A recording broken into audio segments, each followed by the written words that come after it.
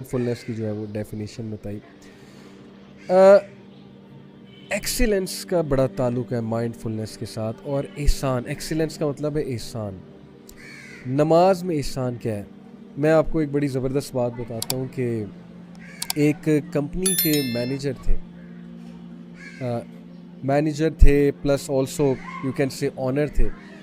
ان سے ان کے امپلائی بہت ڈرتے تھے, ان کے غصے سے بہت ڈرتے تھے, ان کے ایکسپلوڈ کرنے سے بہت ڈرتے تھے, ان کی امپیشنس سے بہت ڈرتے تھے. کچھ لوگ ہوتے ہیں نا ایکسپلوڈ کر جاتے ہیں, ان سے ان کا غصہ کنٹرول ہی نہیں ہوتا. تو کسی نے ان کو کہا کہ آپ جو ہے نا وہ اس چیز کو کنٹرول کریں, یہ چیز نقصان پہنچا رہی ہے, آپ کی لیڈرشپ پہ کویسچننگ ہو رہی ہے اور لوگ متنفر ہو رہے ہیں, لوگوں کی پرفارمنس کم ہو رہی ہے اس وجہ سے. یہ میں آپ کو بالکل سچا واقعہ بتا رہا ہوں. تو امپلائی وہ جو تھے, آنر جو تھے, وہ انہوں نے ایک ماہر نفسیات کے ساتھ رابطہ کیا. ماہر نفسیات جب ظاہر ہے کہ وہ کچھ پیسے لیتے ہیں, آپ کو کچھ پریکٹسز سکھاتے ہیں. انہوں نے ان کو پریکٹس کیا سکھائی کہ آپ نے میرے سامنے 2 سے 3 منٹ جو ہے نا وہ پریکٹس کرنی ہے سائلنس, کچھ نہیں سوچنا. 2 سے 3 منٹ میرے سامنے سائلنس پریکٹس کرنی ہے. میرے سامنے, میں سامنے ہوں گا, آپ نے سائلنس پریکٹس کرنی ہے.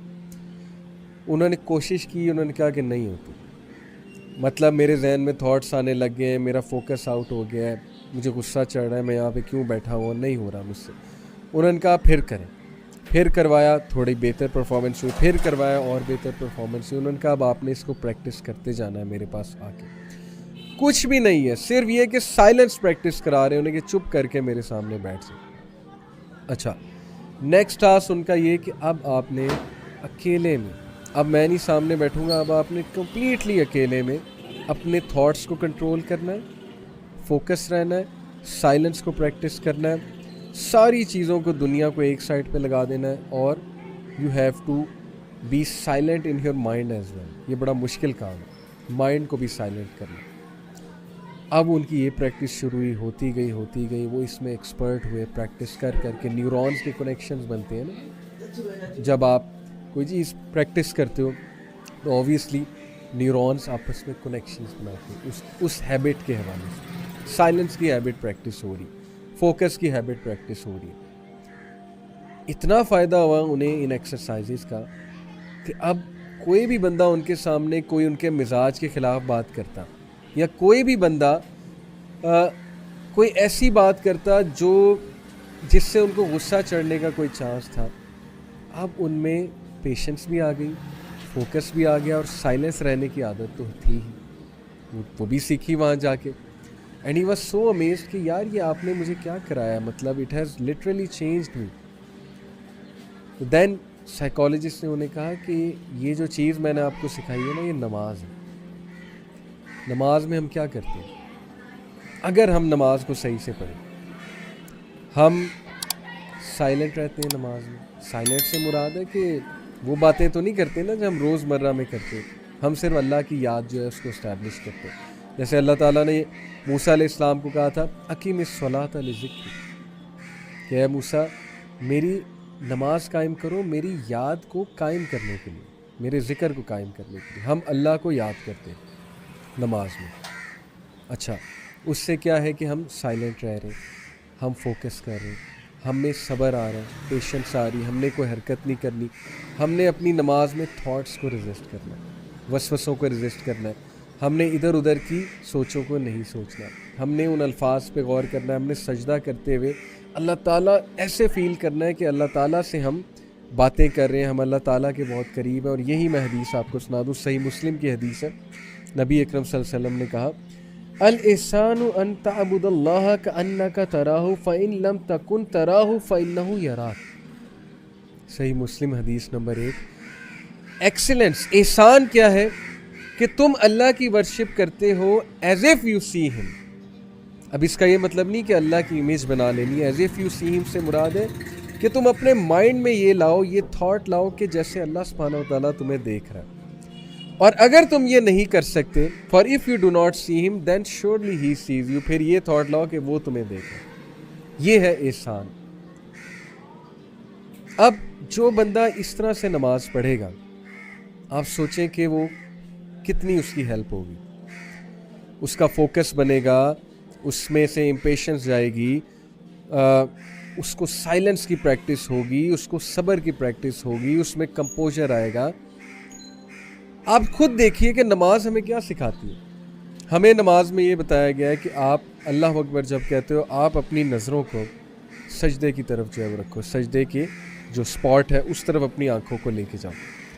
نماز میں آنکھیں کھولنی چاہیے, آنکھیں بند کر کے نماز پڑھنا یہ منع ہے, انلیس اینڈ انٹل آپ کے سامنے بہت زیادہ ڈسٹریکشنز ہیں.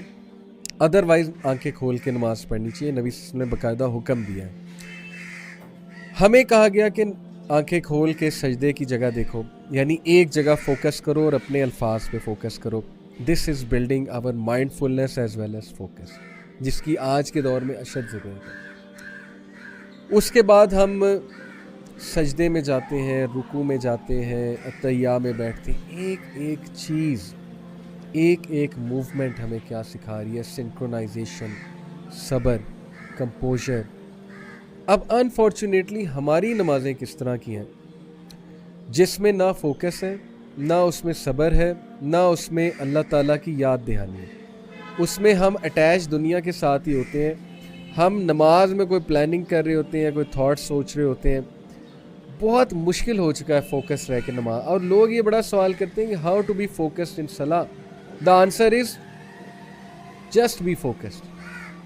یہ اس کا آنسر ہے. اور کیا اس کا آنسر ہوگا؟ ہاؤ ٹو بی فوکس کا آنسر ہے just be focus, practice focus. This is how mind sciences work.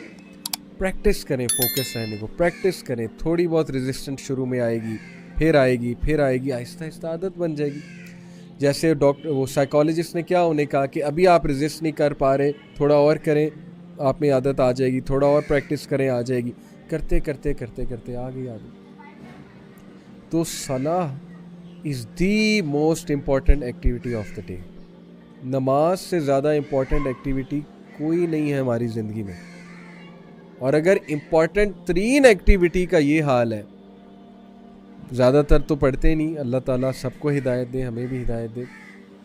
جو پڑھتے ہیں اس کا کیا معاملہ ہے, وہ ہماری نمازوں کا کیا معاملہ ہے.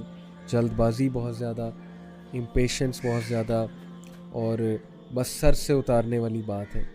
تو اس نماز کا پھر وہ فائدہ نہیں ہے جو ایکچولی نماز کا فائدہ ہونا چاہیے. یہ نماز ٹھیک ہے, نوٹ تو ہو جائے گی کہ پڑھ لی, لیکن وہ فائدہ نہیں. مائنڈ فلنس اس نماز سے جو ہے وہ نہیں آئے گی. تو نماز سے مائنڈ فلنس لائیں. یہ میں آپ کو جو ہے وہ ٹپ دے رہا ہوں ابھی. ایک اور میں آپ کو زبردست جو ہے وہ کوٹ سناتا ہوں. دیکھیں, مائنڈ فلنس, یہ کوٹ سنیے. Mindfulness is to be aware of one's feelings, thoughts and self talk. Self talk کو کہتے ہیں حدیث النفس ان ریلیشن ٹو اللہ. مائنڈ فلنس کیا ہے؟ To be aware of one's feelings, one's thoughts and one's self talk in relation to اللہ سبحانہ و تعالیٰ. جو لوگ اللہ تعالیٰ سے مائنڈ فل ہوتے ہیں وہ اپنے آپ کو کاؤنسل کرتے ہیں. کیسے؟ کوئی گناہ کا تھاٹ مائنڈ میں آ رہا ہے تو وہ سیلف ٹاک کرتے ہیں اللہ کے بارے میں کہ نہیں اللہ ناراض ہوگا, اللہ کیا سوچے گا میرے بارے میں.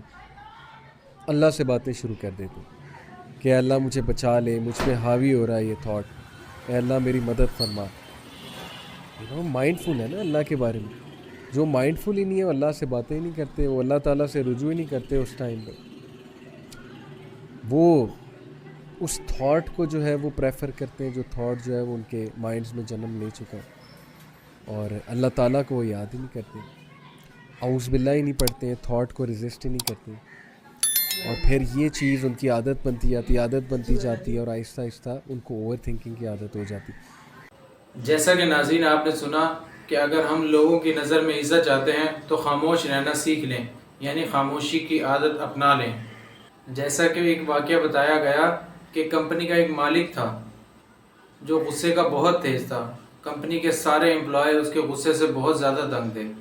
کسی نے اسے کہا کہ آپ یہ کیا کر رہے ہیں, آپ کے جتنے بھی امپلائی ہیں سارے آپ کے مخالف ہوتے جا رہے ہیں. مالک نے ان سے کہا کہ میں اس کا کیا کروں. انہوں نے کہا آپ کسی ماہر نفسیات سے رابطہ کریں اور اپنا علاج کروائیں. تو انہوں نے ایک ماہر نفسیات سے رابطہ کر کے اپنا علاج شروع کروا دیا. جب علاج مکمل ہوا تو انہوں نے ماہر نفسیات سے کہا کہ آپ نے میرے ساتھ ایسا کیا کیا ہے کہ میری زندگی میں اتنی تبدیلی آ گئی؟ تو ماہر نفسیات نے ان سے کہا کہ میں نے صرف آپ کو ایک چیز سکھائی ہے، اور وہ یہ کہ اپنے غصے پر کیسے کنٹرول کیا جاتا ہے، اپنے خیالات پر کیسے کنٹرول کیا جاتا ہے۔